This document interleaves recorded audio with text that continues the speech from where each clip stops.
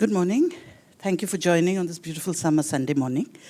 We're here to talk to Anurag Behar about his book, A Matter of the Heart, Education in India. It's a collection of essays about what it means to work to build a better future for the children of India, beyond the metropolitan cities and the schools for the elite. Anurag Behar is the Chief Executive Officer of the Azim Premji Foundation, one of the world's largest philanthropic organizations. He was also founding Vice Chancellor of the Azim Premji University, which has recently established its second campus in Bhopal and is on the way to starting its third campus very soon. Anurag has been a key member of the National Education Policy Drafting Group. In an earlier life, Anurag has also had a successful corporate career, leading a global business in precision engineering. Let's come from this starting point, Anurag. What motivated this move away from the corporate sector into philanthropy and grassroots work? Good morning. Thank you, Uma, and good morning, everybody. Thank you for being here. I see so many familiar faces. So, Uma, I was actually the black sheep of my family, meaning that everybody in my family was in the social sector, as it were.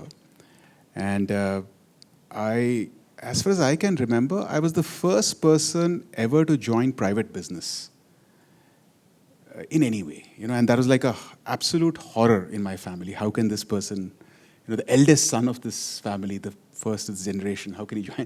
So I was a black sheep. And that's just like the average middle class household in India. I did engineering, did an MBA, didn't know what to do. So this Wipro thing happened and I joined. So I think that's sort of the decision to get into the corporate world was never a decision. I just drifted into it. And as time passed, it became clear to me, I think, and fortunately to my boss as well, that I didn't have any future in business. So at some point in time, it so happened that we were discussing and he said that, would you move to the foundation? I said, yes. So, that's how it really happened. No drama. Just that I made lots of mistakes earlier and subsequently had the opportunity to sort of rectify them. Well, that's a very nice and modest reply. Thank you for that. But we're happy it happened, and we're happy that this book has emerged and that 2 decades of work in education, especially education, but also a lot of social sector work by leading the philanthropy that you're doing, has happened as a result of this. What we'll do now is maybe read. I know a lot of people haven't yet had a chance to read the book, and so to give you a deeper sense of the context and the stories that the book shares, maybe we'll read a few extracts. Anurag and I will read a few select extracts, some of our favorite parts of the book, and you'll get a sense of what the book is all about. Anurag? Sure. I'll start. And, okay. I'll just refer to what I wanted to read.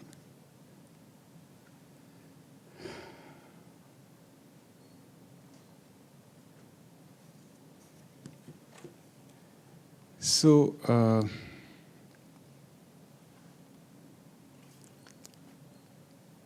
most of these pieces that are there, they come from people I met, who somehow moved me, and across this country.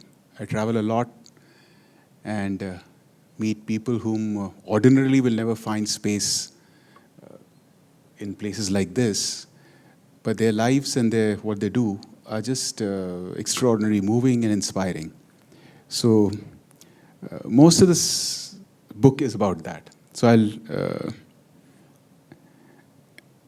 I think the problem, Uma, is that once I start reading, how much do I read? Do I read 2 paragraphs? Okay. So, this is somewhere in Karnataka, somewhere in North Karnataka. I have not named the place, but somewhere in North Karnataka, that part of our state which is particularly disadvantaged. So the piece is called Those Who Grow Trees. The 3 trees towered over everything. There was nothing else of their great height in that rocky plain, making them visible from a few kilometers away as we approached the school. They stood in a straight line at the edge of the school grounds, about 20 meters tall. We sat in a room on the first floor under the trees. In the 2 rooms of the ground floor, classes 1 to 8 were in progress. The only teacher for the 8 classes, with 53 students, was sitting quietly in the room with us in a corner. He had given the students an assignment, which allowed him to participate briefly in our discussion. Alumni of the school filled that small room as well. There were 17 of them.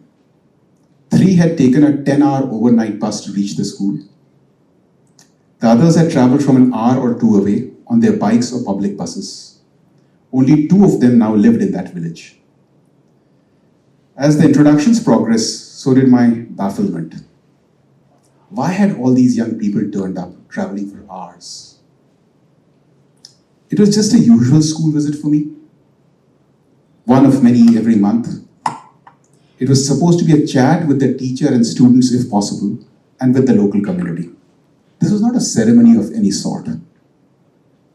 Their answer was simple. It had been years since someone interested in education from outside that area had visited their school.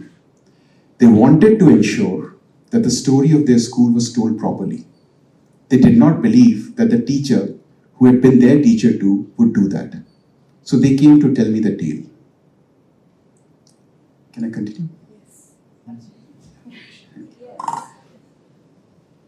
A long time ago, when they were little children, the school had another teacher. He was kind and caring. Their days in the school were full of joy and excitement. He would teach them well and bother about each child, not just their learning, but also their health and families. One day, the teacher and the kids decided to plant 3 trees. They chose badam. They couldn't recollect why, perhaps just because no one imagines badam trees in such hot, rocky and arid terrain. Life in the school went on, busy and fun. They tended to the trees which turned from green to purplish to grey as badam trees do. But the next year, they encountered a storm. Their teacher was transferred to another public government school, and 2 others were brought in to replace him. One teacher was indifferent, the other cruel. They've banished their memories of the details of that after that. In just a year, all but 2 of the 30 children left the school. Some enrolled in other government schools in the nearby villages. Many dropped out altogether. They left the school, but they did not leave the trees. They tended to them, watering them, pruning them, protecting them, and they grew. The year passed, and in the summer, the 2 new teachers were transferred out. They were replaced by the quiet man sitting in the corner. He took charge of his 2 students and of the 3 trees. The 2 children talked about him every day in the village. The children who tended to the trees saw that they were being cared for. Then he went out and spoke to those who would roam the fields all day grazing the goats or just drifting, the ones who had dropped out. He persuaded them to return to school. One after another, all of them did. They were followed by those who had enrolled in other schools. Within a year, they were followed by children from nearby villages, having heard of the quiet man who could teach everything to any child and was so kind as only a child could be. When the cohort of the oldest children reached class 5, the government expanded the school to a middle school so that the children could stay in the same school with the same teacher. There was no additional teacher appointed. The teacher started running the school all 7 days of the week, having to teach all 8 classes. In time, the eldest cohort graduated from class 8 and left to join the nearest high school. However, they did not really leave. They would all be back on Sundays and evenings and holidays so that their teacher could teach them. More than a decade has passed. The quiet man goes about his work, work every day, as he has done all these years. Life is much the same in that school.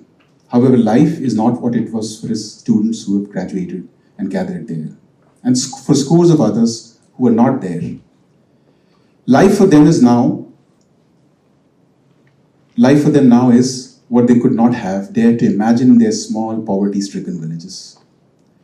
Two of those who took the 10-hour bus ride work for a leading global IT firm. Another is a doctor. The rest of the 17 are police inspectors, teachers, public servants, successful business people, and one is a rising politician. We've come here to tell you this story. He is the God we believe in. Only we can tell you that. So here we are. He was squirming in his chair, and the first pause in the conversation excused himself to go to the classes. When we finished, he came to see us off at the car with a gentle smile, as though he was with his pups. Don't believe them, sir, he said. They exaggerate everything. They're just very good children. Our car sped away, everything receded as we looked back, but the trees did not. Anything can grow to a great height in any terrain if you care enough.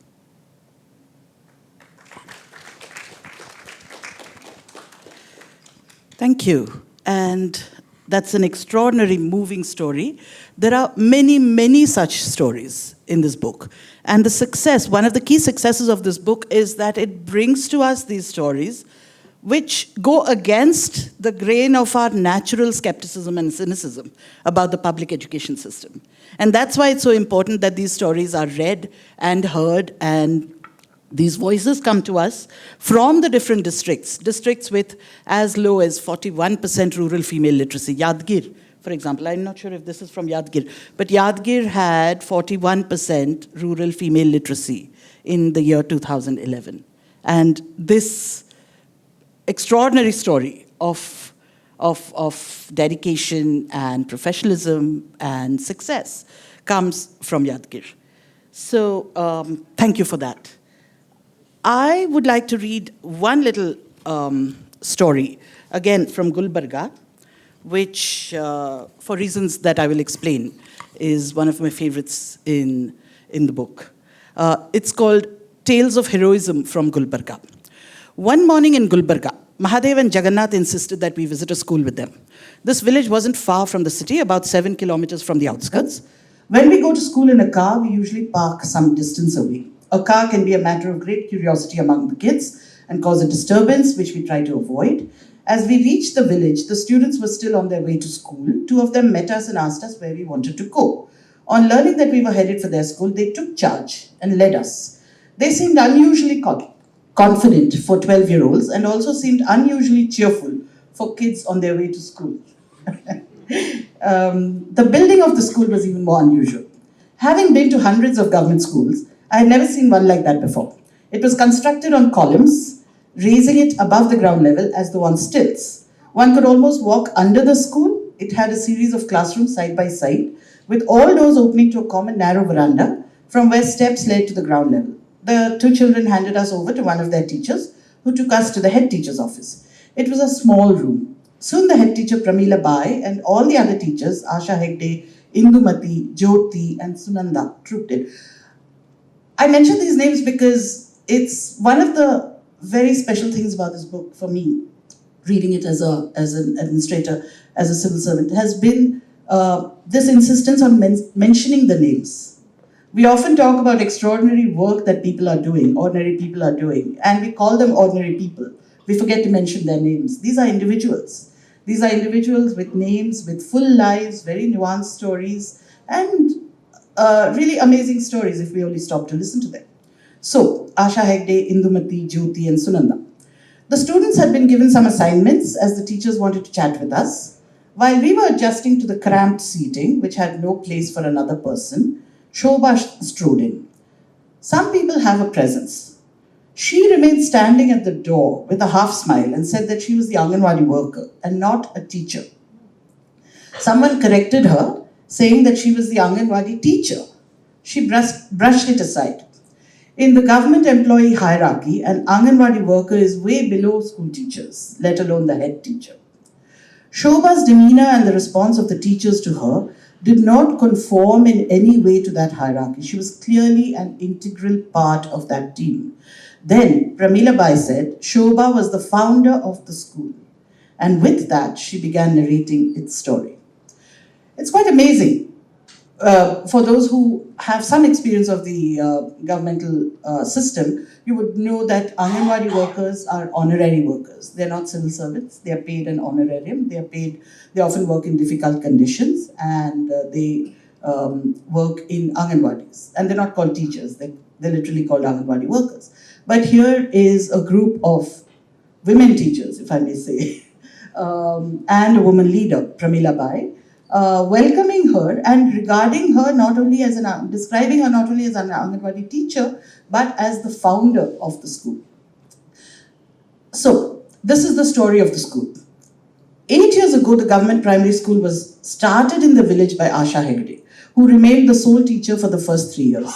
At the same time, an Anganwadi was also started in the village, and Shobha was recruited as the Anganwadi worker. She was from the same village. The two shared a makeshift temporary structure. They also became partners in all the struggles, small and big. The village panchayat was supposed to allocate land for the school, which it kept putting off.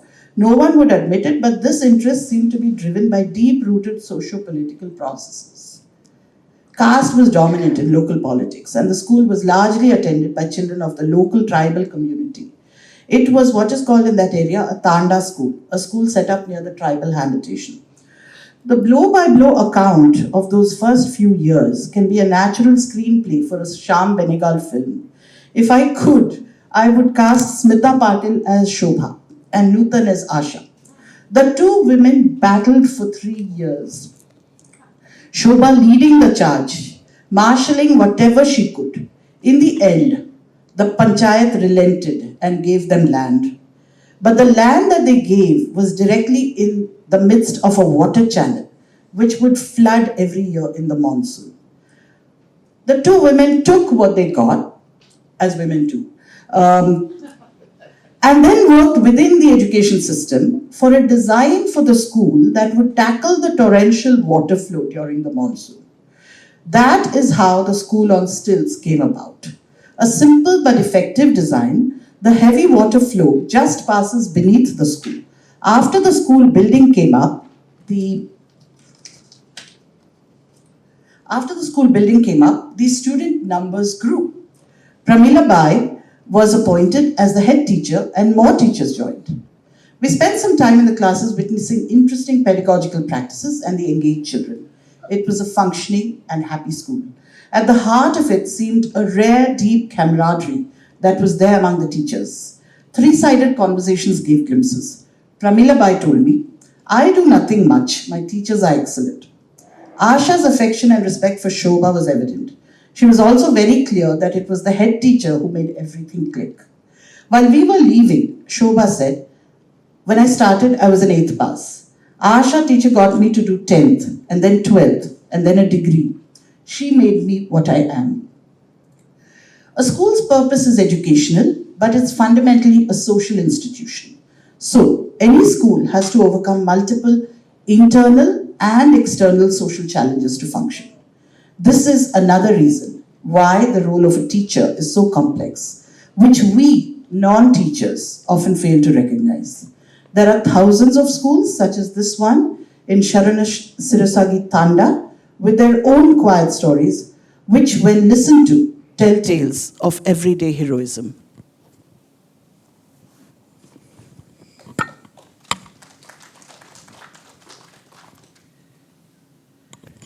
So, Anurag, one of the things I wanted to ask you was actually about listening.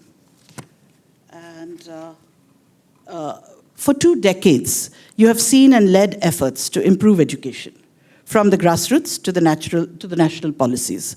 The education community has always pointed to many areas, from curriculum reform to infrastructure. The economists, and we've talked about this, why are economists always interested in education?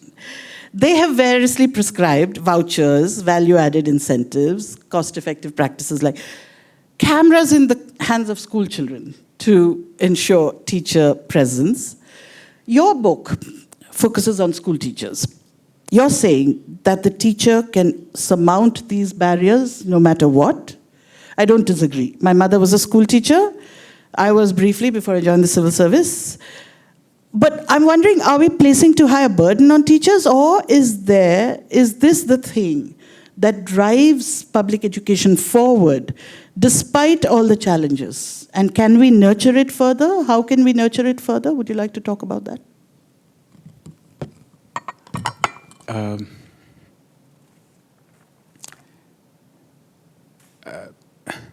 I mean, first about the economists. I have a lot of good economist friends. But I think what economists and many others, economists and I would say... Yeah, that was in the lighter vein. Yeah, the economists and another good set of my friends who are, let's say, they can be classified as technoholics, right? Just inebriated on technology. So, see, I think what they tend to perhaps underweigh or altogether miss is that education is eventually a human social process, right? And therefore, what happens or what doesn't happen happens in the context of in the extraordinary complexity that human beings are and their interrelationships. You can't reduce it to what's it called, homo economicus. Right? You can't reduce it to that. You can't do all that stuff. It doesn't work through markets.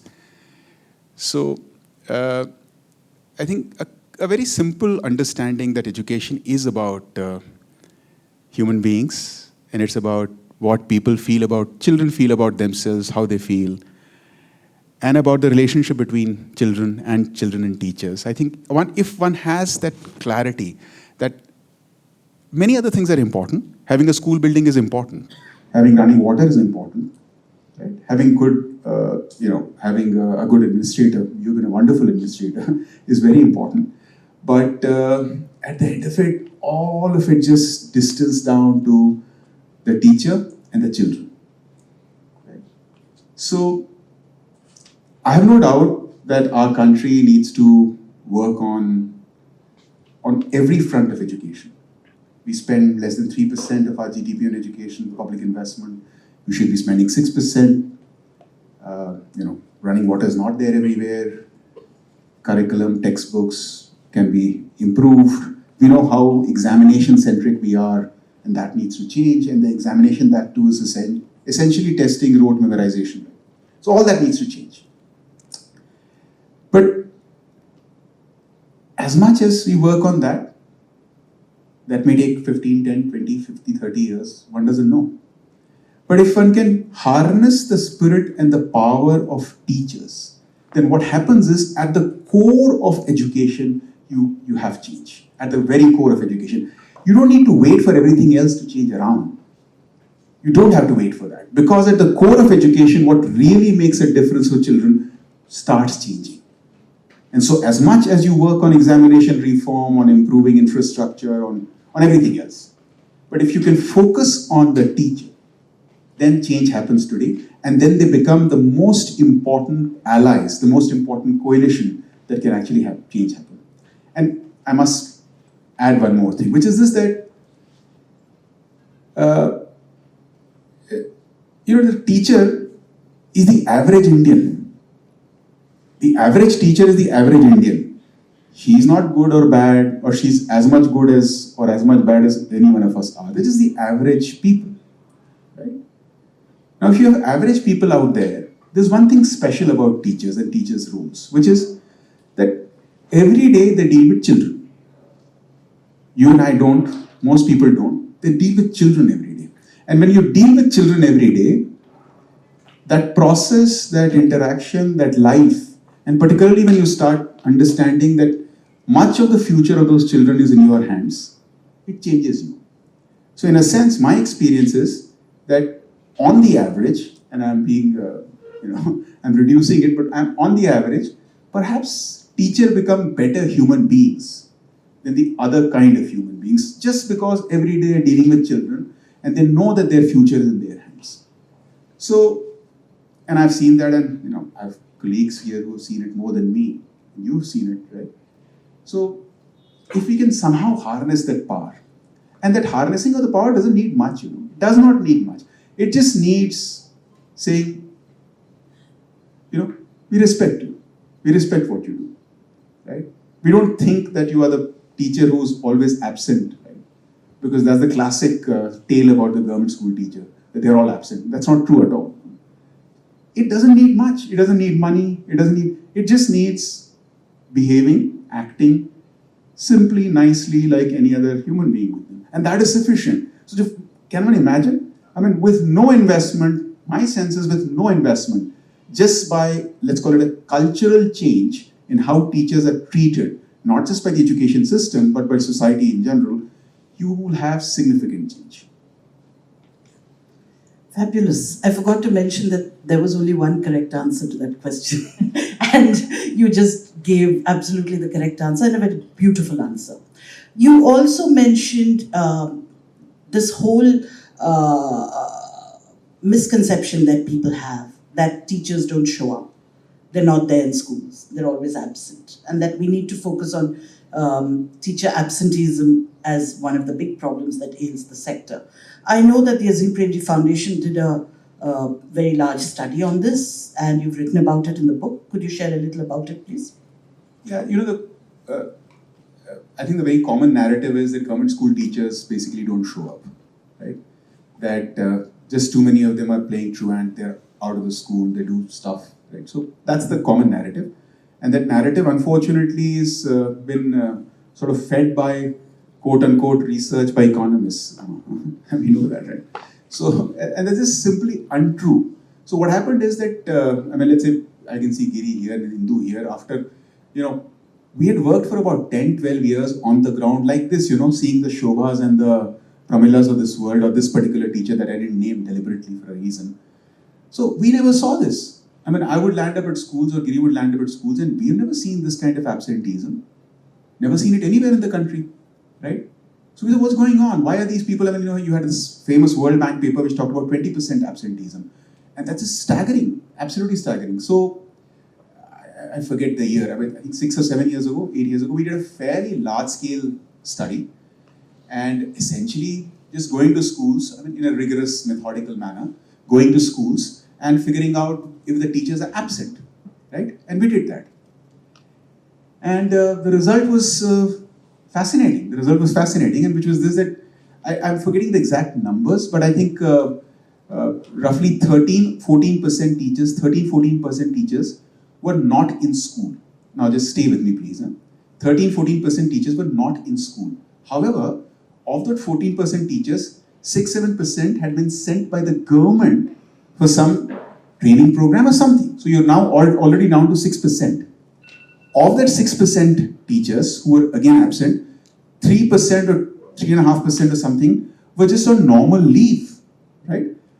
Any organization, I as responsible for large factories, when you staff factories, and if you have 1,000 workers, you know that given that everybody has 21 days of leave, you should factor for that leave, right?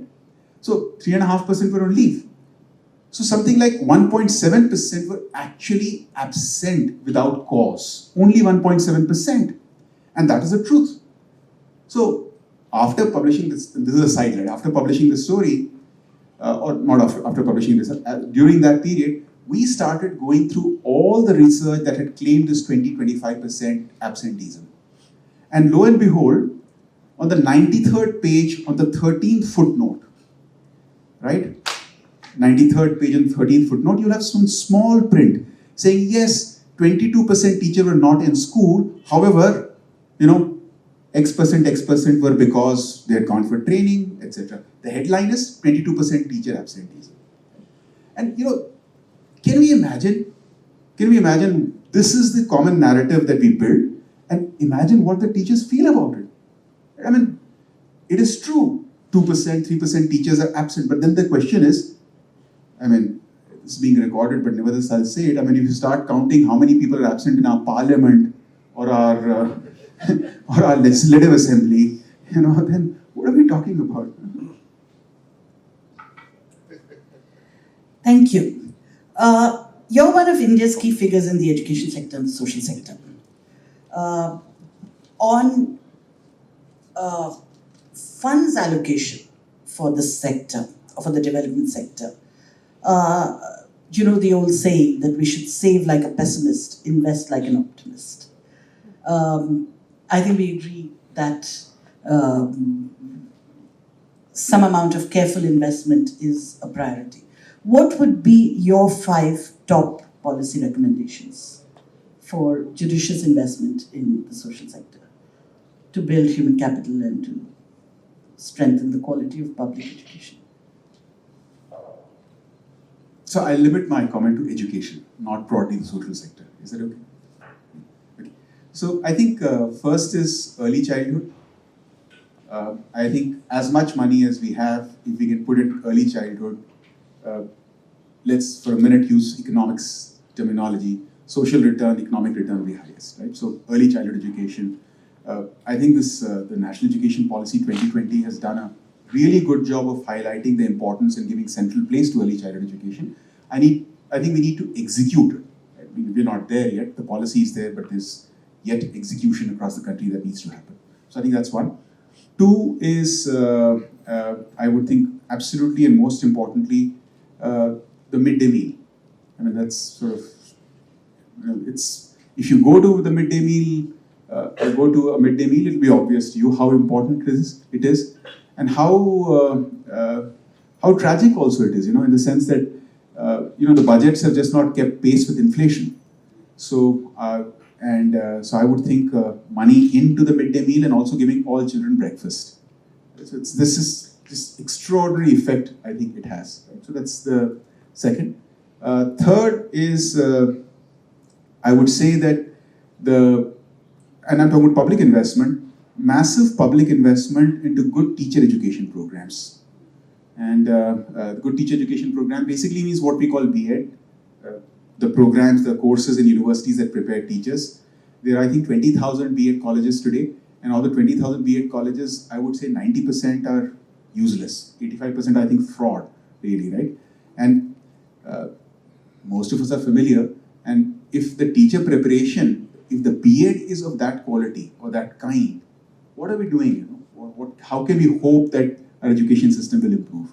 And it's not just the quality of preparation, it's also if that is the kind of corruption where essentially, I mean, some of you must be very familiar, that you can enroll into a B.Ed in some state, don't need to go there, just pay the fees, don't need to go give an exam, just send more money and you'll get a degree. Right? That's the kind of corruption that's there. So it's not merely that the quality of preparation is poor. It is also that if the teacher preparation is so corrupt, imagine what kind of culture it's creating among teachers. So I think significant investment in teacher education is, I would say, very critical. Fourth is sort of differential. There are certain kinds of states, certain states which have done, I think, a wonderful job of the safety of infrastructure, of water, etc. And there are certain states that have done a very poor job. And perhaps it's a part of their overall governance culture. But I mean, let's say, I'll just talk about the good ones. If you go to Western Rajasthan, it is extraordinary. Those of you who have not traveled to Western Rajasthan or you've not seen the schools there, it is extraordinary. You won't believe that these are, quote unquote, government schools. Just wonderful. But then there are states that have done a really bad job. So I think there as well. And lastly, I think, just being a lot more focused on ensuring that children and teachers have much richer teaching learning material. When I say teaching learning material, I mean books and experimental kits and stuff like that, right? So I can actually go on, but I'll stop at 5. Thank you. Those are 5 excellent policy prescriptions. And I'm glad you're on different committees where some of these are actually being implemented. We'll ask you to read in a bit, but before that, I wanted to ask you about the role of listening, as I said. It's well known that listening is one of your biggest qualities. Within that, how have you used your platform to give voice to those whose words are usually muted or not heard clearly. And also in doing so, what are the challenges in our country where it's so important to hear the voices of those who are not often heard? How can we take such voices to scale and to other tables? Also, how to, sorry for a very long question and very, it's got many subparts. How to listen? How do we listen to those that we may not agree with? How do we listen, and how does the education system itself? I know that there's a boy in one of the schools who actually says, "Sabki apni rai hoti hai," which is quite amazing for a 12-year-old boy to be saying that. But how can we bring that into the public education system, that kids actually learn to recognize that everybody has a different point of view, and that we can listen without necessarily agreeing or disagreeing, and also that we may actually have the space for two different viewpoints about the same thing? Over to you. Yeah. Actually, that bit, I don't think I'll read it, but it happened in somewhere in Uttarakhand. I just sort of walked in. I walked into a classroom, and I just sat down, and there were these kids who were there, and the teacher, and the kids were sitting in 5 groups. And it was just after the tragic Pulwama attack, right? And there was some heated discussion going on amongst the kids in the classroom. And heated meaning not raised voices, but very passionate. And so there was this kid who, after he heard, I think he was class 4 or 5, something like that, right? And it's going on, and finally he says, "हाँ ठीक है, सब लोगों की अपनी अपनी राय होती है, ठीक है?" That's just extraordinary. So, I think that's a very hard question.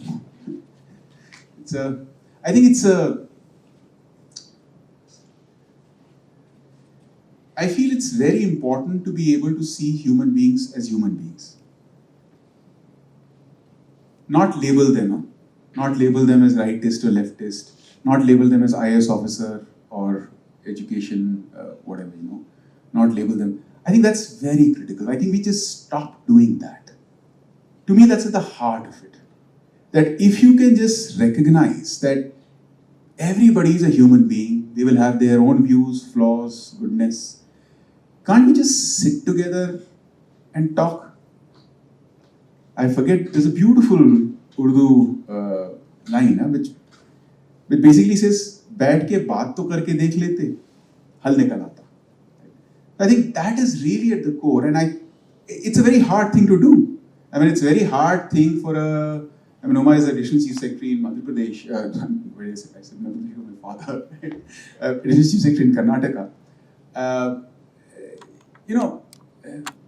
IAS officers, and I know so many of them, so many of them good friends, but even some of the very good friends, they don't necessarily see the teacher as another equal human being. For them, they are IAS officers, and they are, the teacher is somebody who's in the lowest point in the hierarchy, right? So, how does one figure this out, that everybody is a human being, right? Marxist, RSS, leftist, all these labels we just put. And I have friends across political spectrum, ideological spectrum, administrative hierarchies, and at the end of it, they're all human beings. So I think if one can just think of it like that, it just works. And I don't know any other solution. And I have found that this is my experience. And my experience does not need to be everybody's experience. My experience is that if you sit down and listen, and if you're willing to talk and dialogue, the other person will also sit down and listen and will dialogue, right? And then you'll figure out a way. But I really, I think this is at the heart of it. Whether you're the Prime Minister or whether you're the teacher or whatever you are, can we have this basic thing, the empathy for another human being? Let's just listen. That's it. Nothing more than that. That's very beautifully said. seeing people in their entire humanity. And I think using public education as a process to uncover the layers of humanity that are there in people and to get a table and sit across a table to talk it out. Very, very, very beautifully said. Thank you. So this morning I was reading about this 15-year-old girl, Anupama Hireholi, in Saudatti, in Belgaum. She has got 100% in the exam, 625 marks out of 625.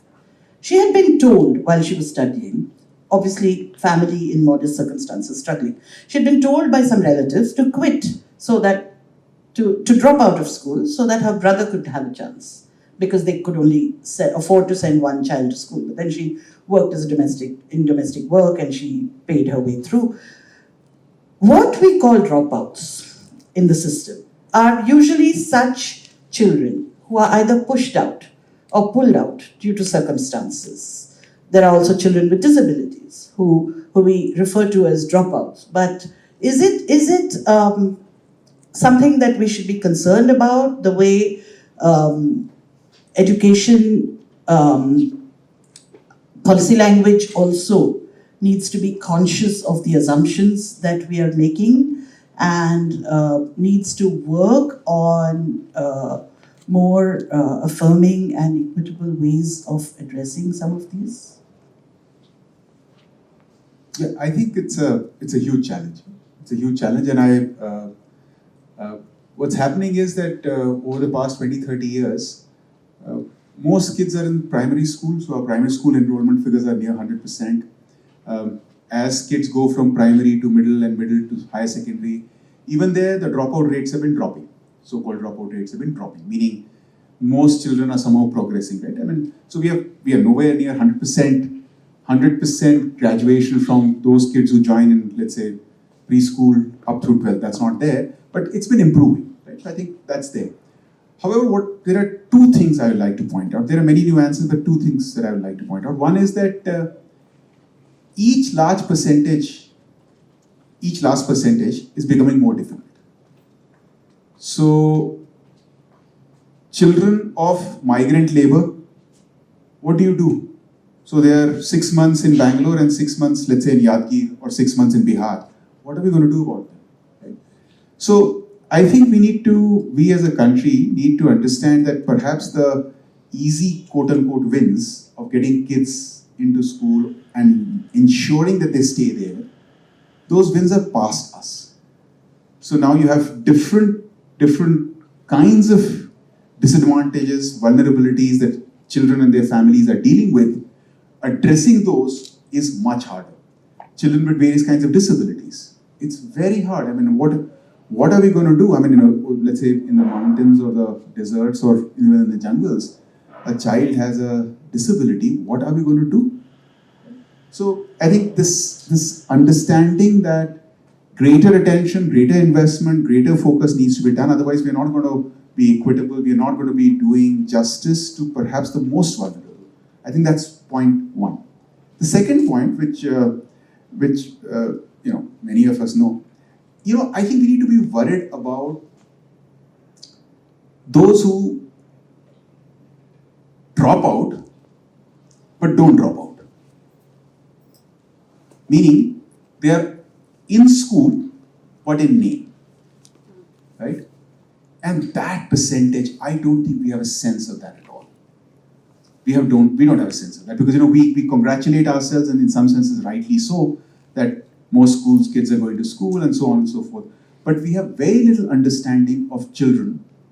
My apprehension is a very large number who are in school but not really there psychologically, mentally. So physically they'll show up 50-60% attendance, but they're just not there. And I think we need to be really bothered about that because that is also playing into, so many wonderful teachers that I meet, you met. And one of the hard things that they have to deal with is that despite their dedication, despite their commitment, right, there are kids whose family circumstances are such, they are just not there. They'll show up 60% of the time, 40% of the time they're not there for some reason or the other. And then it's very hard, very, very hard to be able to ensure that they have a similar quality of education despite their dedication to teaching. Absolutely. You really got straight to the point. The easy wins, the days of the easy wins are gone. We've had those easy wins, but now what we call the lower hanging fruit. But now it's time to actually solve the real problems that have always been with us and to help kids through those. So one of those, again, coming back to what happens inside the classroom. Intrinsic motivation. These stories that shine out of your book are stories of intrinsic motivation, of teachers who carry on despite everything. And because they're carrying on, we are where we are, right? And the education system is making the progress that it is making. And you're making visible that progress, which is wonderful. And we've known for a long time that motivation-based reforms are so much more rewarding and effective, impactful than monitoring-based reforms. But what can we do for the teachers, for the workers in the system who are professional and hardworking, but not necessarily inspired themselves from within? How can we help them to find satisfaction from the work that they do? Should we be looking at, you have spoken about teacher education. Should we also be looking at working conditions of teachers? Should we be looking at local governments, involvement of rural local bodies and other local bodies in teaching? What are the things that could be done? I think we have the foundation's work is in some of the most, let's call it, difficult terrains of the country. Right? And one of the things that we have to deal with all the time, is that what do we do about our women team members when they're traveling around there for toilets? Right? Not there. Now what are we going to do about it? Now, the reason I start from there is that imagine if that is the state of our team members, what's happening to roughly 50% women teachers.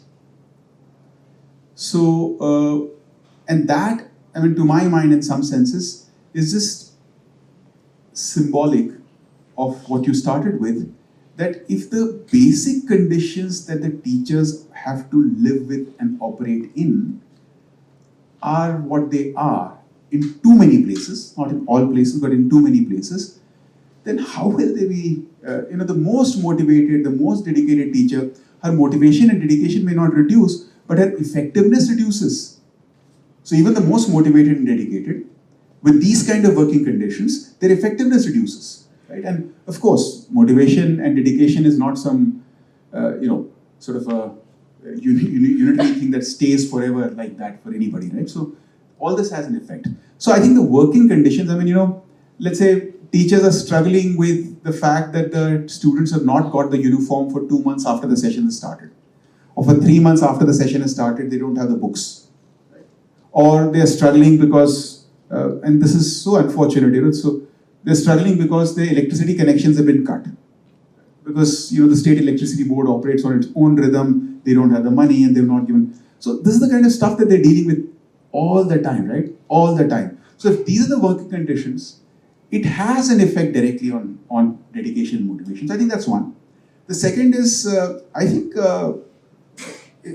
which I have alluded to earlier, very simple thing, very, very simple thing, that can the education system, when I say education system, let me just be specific and clear, can the officials in the education system treat the teachers with just respect? Respect meaning like a average human being, not some respect saying that, what is it?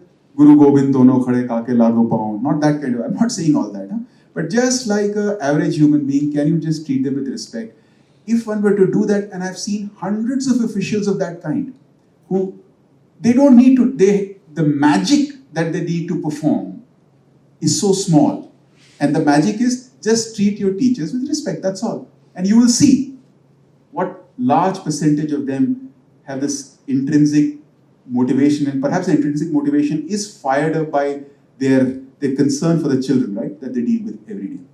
So you're right, the conditions and the conditions of treatment that they receive from the officials. I would think those two things, if we can sort out, may have a significant impact. Thank you. So that's a very powerful and beautiful thought, that bringing equity and respect into the system will bring equity and respect into the classroom. And that's going to have impact, very far-reaching impact. Would you read another extract? I think we'd like to listen, and then I have a couple more questions, and then we'll open it out to the audience. Okay. So I was...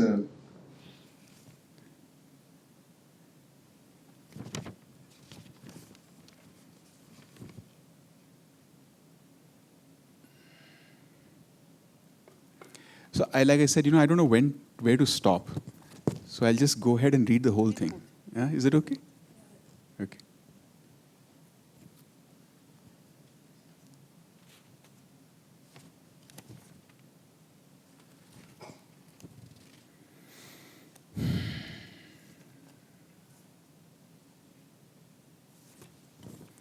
So, we talk so much about teachers, and so this particular piece is not, it doesn't describe the teacher herself or himself, doesn't describe. But it tells you what happens.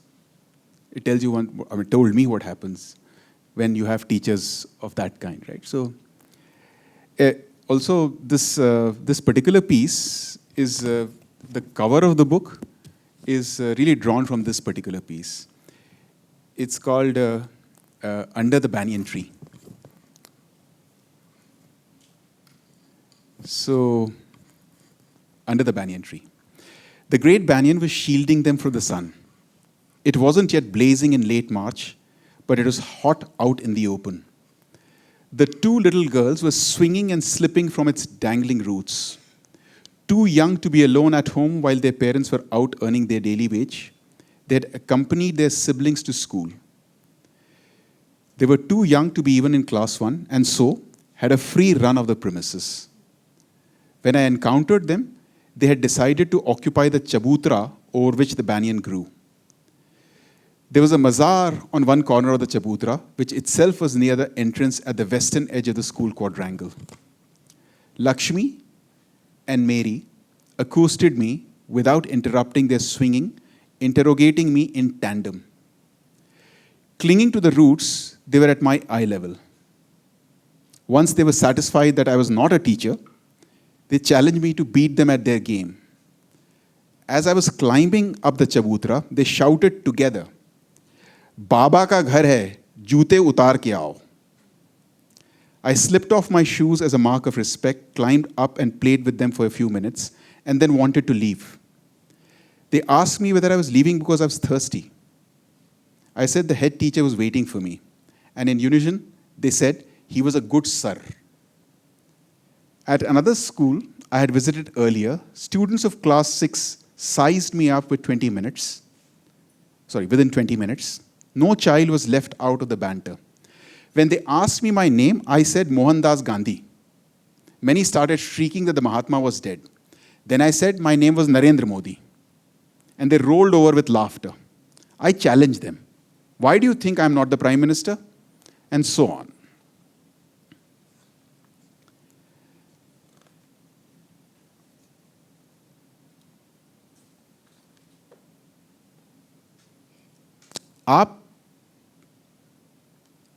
आप मुसलमान हैं? One of the kids asked. Others repeated the question, asking me if I was a Muslim. Why did they think I was, I asked, and they pointed at my chin. Aapki दाढ़ी hai.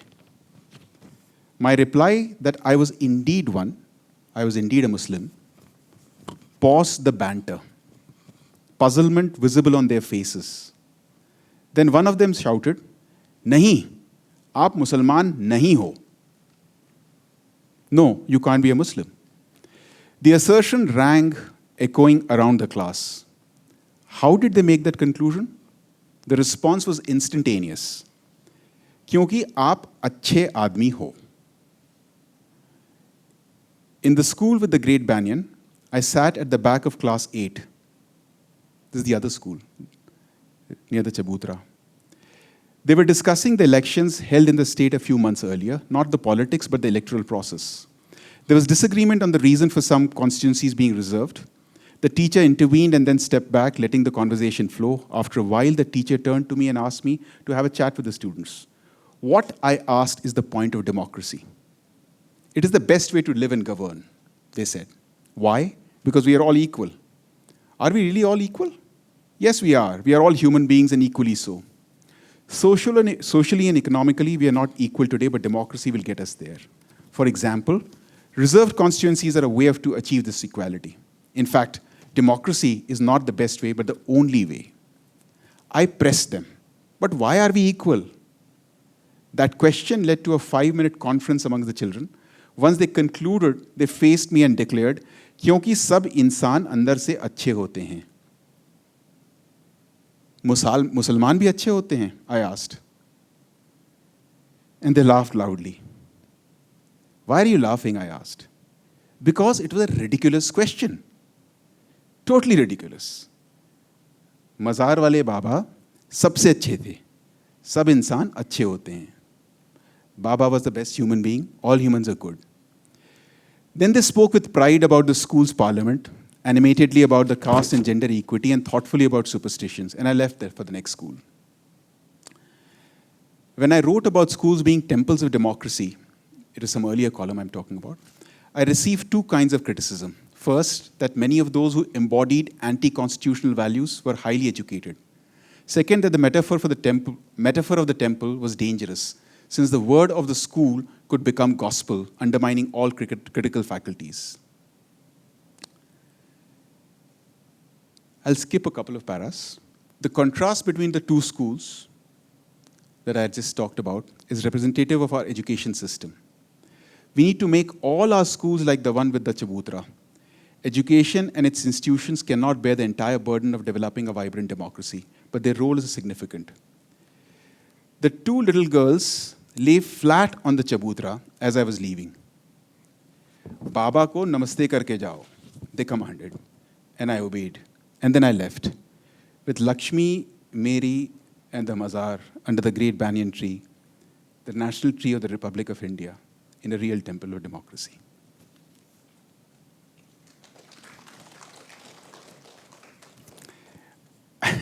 I must say that, I wrote this column and couple of days, in the next couple of days, I got many mails or many people ask me, did you make it up? Right? How can it be that there's a girl who's called Mary, there's a girl who's called Lakshmi, and there's a banyan tree, right? And all this happened. But I didn't make it up, That's what India is like. Thank you. That's an amazing story. Every one of these actually dispatches comes from different visits that Anurag has made to different schools and villages across rural India. I'm going to ask you about how, taking off from this question about the country as a whole, and a whole of society response. We saw during the COVID pandemic how the state, the private sector, civil society organizations came together to work, in an atmosphere of trust and work together for the response and for the recovery. How can this be sustained? How can this energy be tapped? It was an extraordinarily creative and affirming energy which came from all sections and which happened together. How can we sustain this in non-pandemic days going ahead?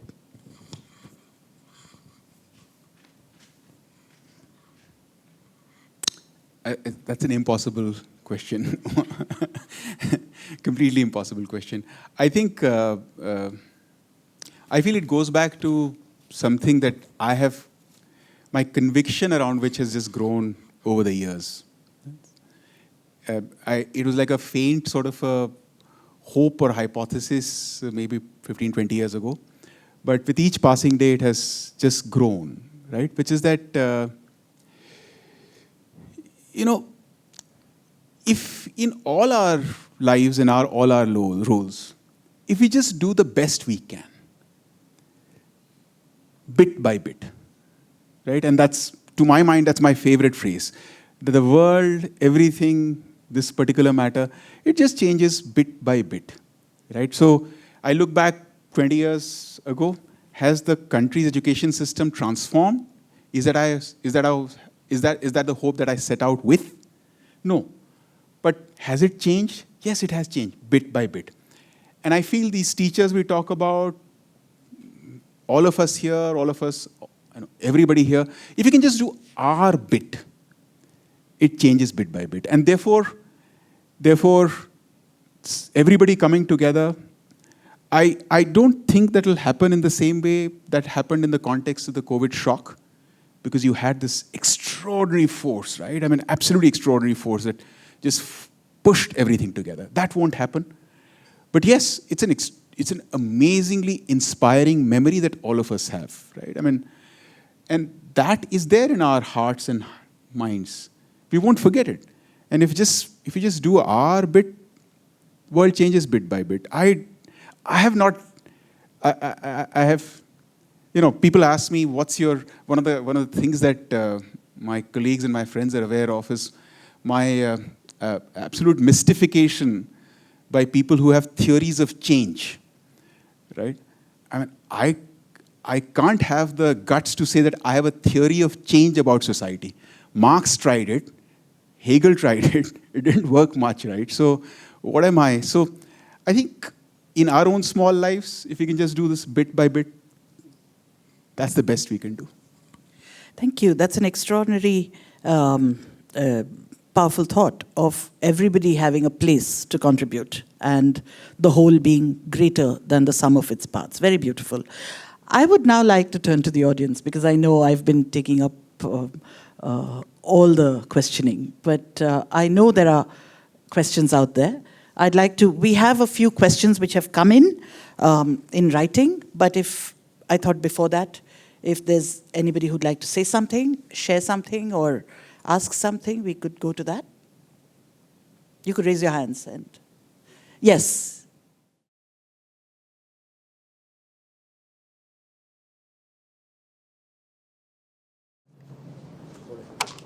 Sorry, just a quick comment. Thank you so much. And why I got up to speak is because I'm an economist. We were talking about today. So just to say there are other economists. And I mean, there's so many things you said which are moving, and I will read your book. But I just wanted to mention one, perhaps, I mean, you're probably aware of it, but lived in Finland many years ago and have friends and have kept in touch. And one of the most difficult jobs to get in Finland is a school teacher. It's like the IAS. People sit the exam many times, So, and if you ask a young person, said, I want to be a teacher, but I don't know if I'll make it, if I'll get into the system. So I think what you said, that, just the respect for a teacher and, the job of a teacher, I think that, I just could immediately connect and think that's such a, it's something that, as you say, we don't need money to do, but could make a difference. So thank you. I just wanted to make this point here. Thank you. Thank you so much for that very beautiful observation. It's absolutely true. Back in the day, teachers commanded a lot more respect, I think, than they do now. And we have to collectively find ways to bring that feeling of respect back into the system. Anyone else who'd like to? Yes, please.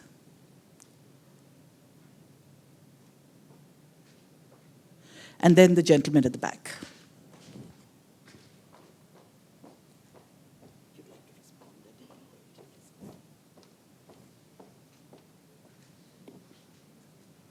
Hi, Anurag and Uma. Thank you so much. That was a lovely discussion. I was trying to just grasp through the book. The two things that sat with me, and I think that led to this question, one is human being at the center of it, and not the labels we give them, even as teachers. And the job of the system is more socio-psychological and not necessarily economical. So this is something that I think relates with most of us who grew up in the liberalized era, right, and went to schools in the liberalized eras. And yet, the experience of it was not that. So, do you believe that at any point, the education system as we know it today will be able to divorce itself from the economic market-led tandems? Because then it flows back to us. I, along with my friends and colleagues, have gone to schools, work with government schools, have visited villages, and what we realize is whether for the teachers, whether for the child or for the parent, the economic indicator, which is market-led, which is capital-led, doesn't seem to get away from. So do you think, and we see it in the NEP too, right? The NEP still is married to the fact of the number of jobs, to the number of vocational trainings that will lead to jobs. So will education actually move back to focusing on the human being? Or will it continue to have to tackle this in parallel and find somewhere a middle ground? I'll come to my point of disagreement last, okay, with you. See, I think what will happen in the future, I have no idea, right? I have hopes. I am working to make those hopes bit by bit as real as possible, right? But I have no idea what will happen in the future, right? So I think but what may take us there?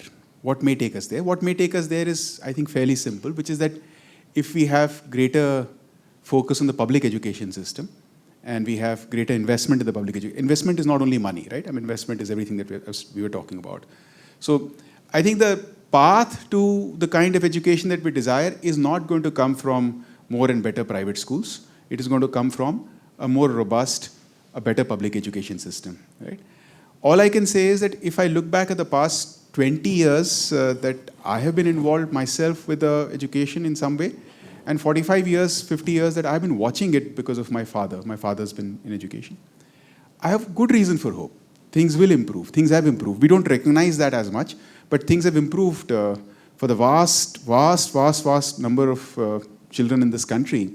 I mean, if you were the average child in 1980, right? If you are the average child in 1980, the average child of this country, you had no hope of getting where the average child today can get. So things have improved. I don't think we pay adequate attention to that. So my sense is that things will improve. Things have improved over the past 30, 40 odd years. The scale that we are talking about, right? I mean, we have roughly 300 million children in education. That was perhaps the population of the country maybe 50, 60, 70 years ago, right? So I think I'm very hopeful because I have seen progress happen. I have seen progress happen for the average child, right? Not for the small numbers, right? So I think that's one part. The disagreement, which I won't elaborate on, I think you need to read the NEP. The National Education Policy doesn't say what you said. It's entirely different, right? Yeah. Thank you. Thank you for that.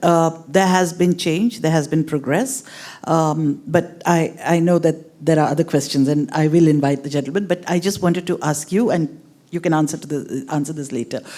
You've spent 20 years working in the grassroots and at the national level on education. You've seen the Right to Education Act come into being and its impact so far. So I wanted to ask you about that, but we can hear the gentleman first. No, you spent 20 years trying to change the school system in the country. I was just wondering, looking back, would you have had different results, a different understanding, if instead of schools you had focused on learning? I ask this because of a particular case that we've been studying of a village in Bihar. It's a Muslim village, and these boys had just come as short-term labor, bunking school, as you had said. And they were working in the in the racecourse here, just cleaning up things. One of them was spotted by an Arab sheikh, owner of the house, who was taken back to the Gulf. He learned the whole process there, came back, and then he went back to his village. He got others into the process, and now they have a whole group which which works in multiple places, including Ascot. Now, that's the kind of growth they have had. The entire education system for them has been, I wouldn't say secondary. They were about 6th or 7th standard when they came out. And now Ascot insists on a high school certificate, and they have no problem getting a 10 pass certificate from their school without ever going there. So I was just wondering, I'm not in any way questioning the tremendous amount of work you have done, you and the foundation has done over the last 2 decades. But I'm just wondering if there would have been a difference if you. It's just a thought. I thought I'd leave. Thank you. Should I respond? I would love it if you could. I think that there are people who get opportunities of learning in various ways, but for the vast majority of the country, for the vast majority of children, the schooling system, the education system continues to and will continue to remain very, very important. So there are very many worthwhile things that one can do. I mean, as an organization, we can do this, we can do that. In fact, why school education, you know? I mean, why should we be working in school education? If I go back to 2001, when we started working, we could have been working in something else. We could have been working on primary health, which is as important, right? Or we could have been working on the staggering crisis that the country and the world faces on the environment. That would have been equally worthwhile. So there are very, very many things that one could work on which are equally worthwhile. And other ways of enhancing, supporting learning are also wonderful things to do. But at least in my view, for the vast majority of the very, very large majority of our children, for a long, long time to come, I would think forever, the schooling system will continue to remain very important. Therefore, we made the choice, and we're very happy with that choice. Hello, sir. I've been in the education field the last 40 years, and I'm very optimistic that things are changing and are changing beautifully. My students, 40 years ago, 1979, are still in connect with me. They're doing so well. I taught, the last place that I retired from, was an average school. It's not a government school. But today when I meet the children, where the parents would sit in front of me, I was heading that school, they're saying, we can't afford our children studying here, we want to take them out. We just insisted that they continued.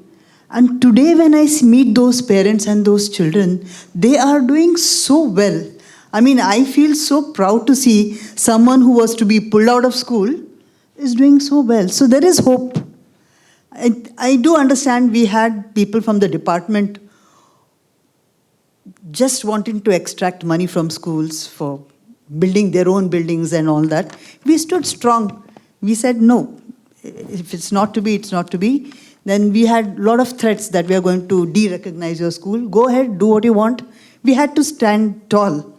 But today when we see the growth of these kids, it's amazing. So I'm just living with hope that someday our country would be, the best in the world. And I should say, there are so many organizations working towards the betterment. So many. And of course, the foundation is doing a great job that I think we needn't worry too much about our kids. Thank you. We can take a couple more quick questions, and then I do have to refer to some. Anyone who sent in a question, if you're here, that would be great. No. All right, please go ahead. I think there are 3-4 hands there. Yeah, can we keep the questions very quick and focused so that you could respond to all of them together? Sure. Yeah. Really great discussion, and I've always looked forward to your alignment articles. One question that I had was, what are your takes or steps that you think could build curiosity in children and creating a safe space for children to fail and ask questions in a classroom, one, and the other one was, how, in your experience of reaching like village schools and so on, are there any specific points you would really kind of articulate which could also bring curiosity for teachers? I mean, we all kind of remember a lot of things because of that innate teacher who could ask those questions, enable for us. So, but what are your some steps? I just want to kind of get that. Thanks. That question is so wonderful as a takeoff point for the complexity of what we are dealing with, right? Which is that, and that's why teachers do deserve the place that Finland gives them, right? Because what we're talking about is developing some of the most complex capacities or the kind of values and dispositions that we want in human beings. And what is more difficult than that? We have no solution. I mean, there is no formula, right? 10,000 years of reflection, scholarship, has not resulted in any formula which can actually tell us, forget about curiosity. Forget about curiosity. There is no formula for even foundational literacy. Sometimes this works, sometimes that works, sometimes this doesn't work. There's no formula. So I think the heart of your question is that we are talking about such complex capacities, and which is what make human beings human. And we have to figure out how to develop them. Right? And to my mind, therefore, the heart of the real matter there is that how do we have the highest capacity teachers, and how do we empower them completely such that they can find full expression for their creative capacities, right? I think that's really, there is no a formula or an approach which can develop curiosity particularly and not do other things. So it's the capacity of the teacher, it's her empowerment, and it's her values and dispositions inside the classroom that makes all this happen. So for instance, it's very important that if you want curiosity to be developed, then the atmosphere or the culture of the classroom and the school must be fearless, fear-free, right? Now, where does that come from? That'll come from the teacher. There are other elements. So to me, that's the way I would think of your question. Yeah? Okay, thanks. Hello. I don't know if it's as much of a question as, this position that I'm trying to grapple with. There are three parts of it, okay? One, the idea of, or the evolution of the idea of a teacher, right? So I work in technology, like education, and with content access, what the role of a teacher was, that is, maybe being the only person who can give information or knowledge, that has sort of shifted to technology platforms. So how does that sort of affect the role of teachers? That's one world. The other world is that the domestic worker at my place, her daughter failed 10th, like the second time, and while I was coaching her for a bit before board exams and all of that, she told me that there are like 60 kids in her class and only one teacher, and while teaching her, I understood that the problem is with reading, because she cannot read English very well, and then she cannot read Hindi, and Kannada is also difficult. She cannot sort of acquire higher order sort of concepts, right? So again, there sort of that sort of exposes the limitation of also how who will sit with her and make her practice to read, right? So there, I think the role of a human being is very important. So this is something that I'm trying to grapple with and understand how we can think about what the role of teachers, and in your experience, I would love to hear how people in different parts of the country think about it. Yeah, because we're running short of time, Sure. we can. I'll respond. Should we take the other two questions? Perhaps, and you yes, could respond to all of them together? That's better, huh? Yeah? Sure. Yeah. Vitaly, thanks.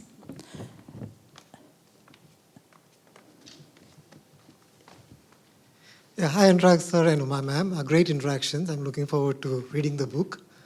My name is Ajit Paul. I'm a co-founder with a digital startup focused on learning disabilities. So my question is, the government and the corporate is focusing on CSR as an important channel for impacting on areas like education and other areas. So do you see that channel getting used effectively? Do you see some good examples on is CSR affecting the education field? Thanks. And there's one more question. I saw one more hand, I think. Yes, if you can just, Madam, if you can, the lady there, if you can also add your question, then we'll ask Anurag to respond to all of them. Hi. My sort of question is as follows. Basically, I grew up in an area where I had a lot of mid-level government executive families, like somebody from railways or the postal service or, things like that, and government doctors. And all of them, I thought, their parents, their families, they had a lot of like pride, even though they were not very well paid. And I thought it's because they had some authority, like, things won't move if Delhi Jal Board guy did not do his work. So it's not that they were very heavily paid and of course the doctors, for example, they were treated like gods. So I sort of sense that, that is the sort of respect that has to be brought to teachers is something that's being hinted at. But I think, is there sort of, how do we get that respect without that sort of, like all these people have some form of power or sort of, effect on the local ecosystem, which like things won't move without them in some way or the other, and that inspires that sort of respect. So I know that, it's a happy scenario where just by discourse, we change our attitude towards teachers, but I'm sure that, is it something more that has to come into the equation in terms of? Thanks. It's a very interesting question. The last two questions. Please keep it very short. Thank you for the lovely conversation that we had. I had two questions. I think one of them has sort of been summarized with the lady who went before the gentleman before me, which is much more tech-focused. I mean, it won't be Bangalore, a conversation in Bangalore if tech did not come into the picture, I guess. The second question I had, right, which sort of, I've been working in education for a couple of years now, almost a decade. What sort of I observe quite often is that we're too focused, or a lot of focus is there in the early learning bit, right? Either somewhere in the K-10 or the K-12 sphere. But my personal opinion, or what I've been feeling lately, and my experience also alludes to that, is that higher education is also something in our country that's sorely lacking, right? Anybody who's a college graduate that you speak with would have some opinion on how their college experience in this country, many parts of the world, was not optimum. Do you think we're solving enough for that? And if not, how should we approach that? Thank you. Thank you. Higher education. And the final question. Hi, I may be digressing a bit here, but just wanted to talk about like how we strengthen government schools. In my opinion, a small part of it is also resolving, the medium of instruction debate. Just want to recollect one thing a conversation that I had with my house help. So for instance, very close to my place, there is a government school which is, has extraordinary infrastructure and stuff like that. But she still insists on sending her kid to a private school in like a 40 by 60 site. With teachers who've probably not done B.Ed and things like that, only because that offers medium of the medium of instruction there is English. So while I know a lot of educators are, and even like for instance, even me, I probably learn better in my own mother tongue, but all this teaching pedagogy and stuff like that, don't you think it needs to be rooted in the reality? And, is it time, like for instance, Karnataka has schools that are offering English medium and they're doing well. I think that has kind of helped improve enrollments in government schools. So, will educators actually adopt to that or, accept that reality? Thanks. Medium of instruction. So medium of instruction and private schools, all of it. Medium of instruction, technology, CSR, and higher education in 4 minutes.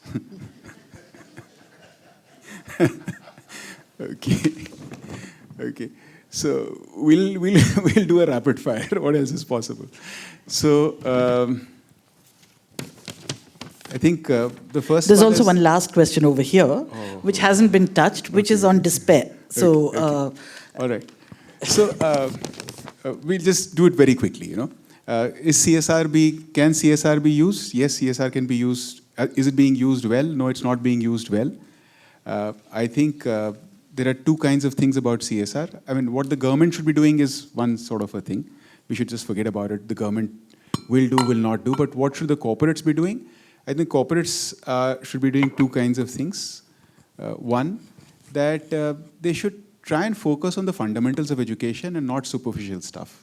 So, and that means that they need to have much longer term horizons of what kind of effects they might help with or not. So that's one longer term horizon if they want to work in education. Second, which is a very interesting thing that I've observed with CSR, and a lot of money is flowing in CSR. CSR is very, very centric to, a few schools. I mean, in Bangalore, for instance, if you were to go, you'll have a lot of CSR. I mean, you'll have CSR people queuing into government schools. You must be seeing this, right? Queuing into government school.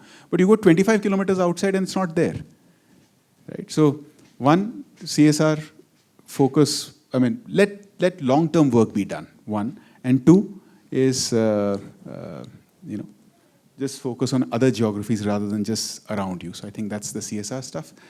On higher education, yes, of course, higher education, in some senses, the undergraduate education in this country is in a bigger mess than school education. That is true. And therefore, should we be improving higher education a lot? Absolutely, no question about it. Are there efforts at it right now? I think much less efforts on improving undergraduate education than improving school education. So we do need a lot more effort. If I were to focus my energy, our energy, we'll still stay with school education, because if you have good school education, you have a good foundation. You're somehow better off, right? So, I mean, and this is not the kind of a choice we face, nor should we make this choice, but just for the starkness or the clarity of response, between school education and higher education, I think school education is far more important to improve for the country. Higher education can come later. But please, that's not really the response. I just wanted to make that clear, right? And technology, and the fourth one was? Medium of instruction.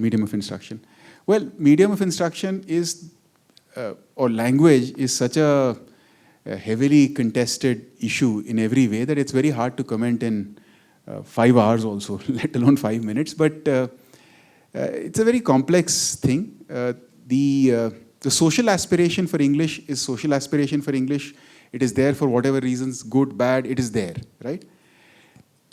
And the important thing for us to recognize is that there is absolutely no question that children learn literacy better in their mother tongue. So anytime any school is switching to English as the medium of instruction and as the first language of literacy, it is doing a disservice to the children, right? That's that's the truth. Now, how does that grapple with the social aspiration for medium of instruction to be English? It's just a negotiation, it just goes on. So there is no real simple solution. The solution that actually is proposed, and in my view is the most effective solution, is to keep the medium of instruction your mother tongue or the most familiar language. However, teach English alongside it, or teach whatever language alongside it, but do not keep the medium of instruction anything other than the mother tongue, and that's most educationally effective.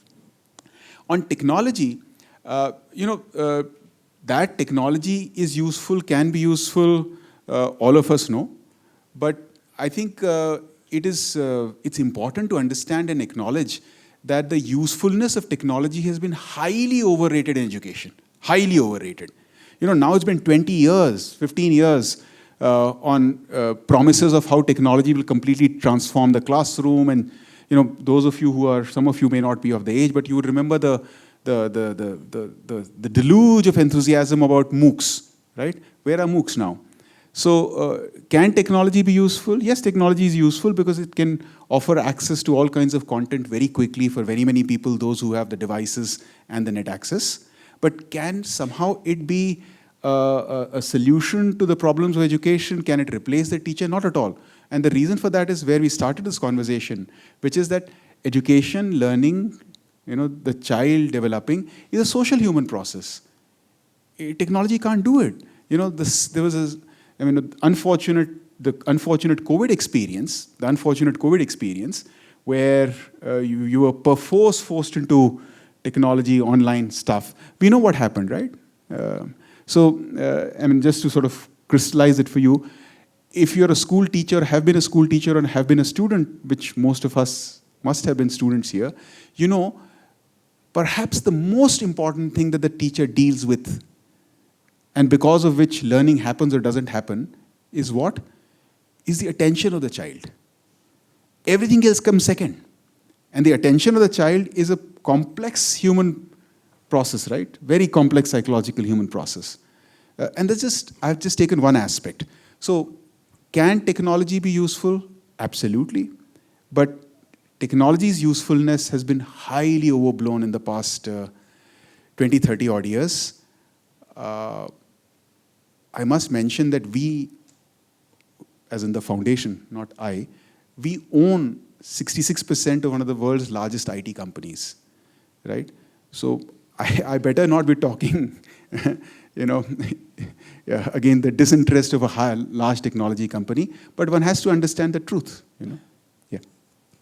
Thank you, Anurag. That brings us to the end of a very, very interesting conversation and very hopeful and optimistic conversation, which tells us to bring humanity back into education, tells us about all the good that's out there, and tells us to trust and respect our teachers and definitely support them in their very important work of nation building.